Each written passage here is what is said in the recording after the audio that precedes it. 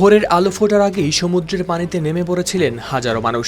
কেউ সাঁতরে, কেউ সীমান্তের পাথুরে বাধা টপকে, আবার কেউ ভিড়ের সঙ্গে ছুটে পৌঁছানোর চেষ্টা করছিলেন ইউরোপের মাটিতে। মাত্র 24 ঘন্টার মধ্যে মরক্কো থেকে স্পেনের ছোট্ট শহর সেউতায় প্রবেশ করেন 50,000-এরও বেশি মানুষ। কিন্তু উন্নত জীবনের সেই মরিয়া যাত্রা অনেকের জন্য শেষ হয়েছে সমুদ্রের পানিতে কিংবা সীমান্তের পদতরণের ভিড়ে। সীমান্তের স্পেন অংশ থেকে উদ্ধার করা হয়েছে অন্তত 57টি মরদেহ।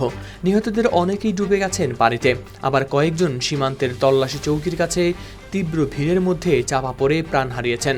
সেউতার রাস্তায় হাজারো মানুষ আশ্রয়, খাবার ও পানির অভাবে ঘুরে বেরিয়েছেন।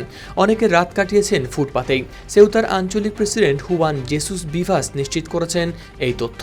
সংবাদ মাধ্যম দ্য গার্ডিয়ান ও আল জাজিরার প্রতিবেদনে প্রকাশ পেয়েছে এই তথ্য। পরিস্থিতি নিয়ন্ত্রণে স্পেন মোতায়েন করে অতিরিক্ত পুলিশ ও সেনা সদস্য।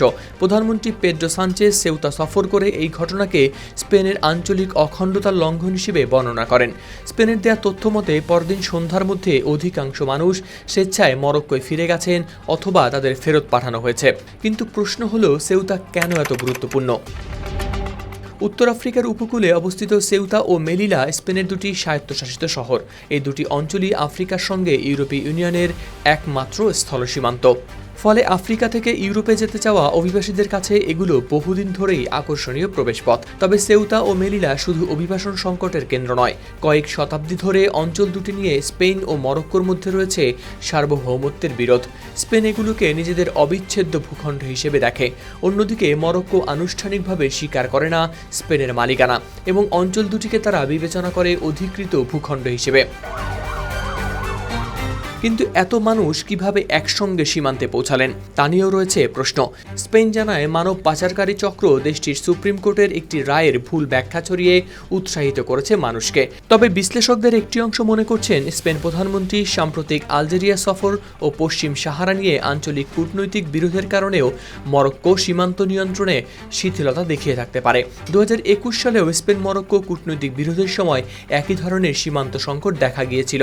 তবে এবার মরক্কো পরিকল্পিতভাবে খুলে দিয়েছিল সীমান্ত, এমন অভিযোগ এখনও প্রমাণিত হয়নি। ইতালির আন্তর্জাতিক রাজনীতি বিষয়ক গবেষণা ইনস্টিটিউটের অভিবাসন বিষয়ের গবেষক মাত্তেও ভিলার মতে এর পেছনে রাজনৈতিক কারণই বেশি গুরুত্বপূর্ণ। তার ভাষায়, সাধারণত যেখানে মাসে কয়েকশো মানুষ আসেন, সেখানে এক রাতে 50,000 মানুষ আসার কথা নয়। এদিকে অনেকেই এই ঘটনায় ইসরায়েলের সম্পৃক্ততার কথাও আশঙ্কা করছেন, যদিও এ বিষয়ে পাওয়া যায়নি কোনো তথ্য প্রমাণ।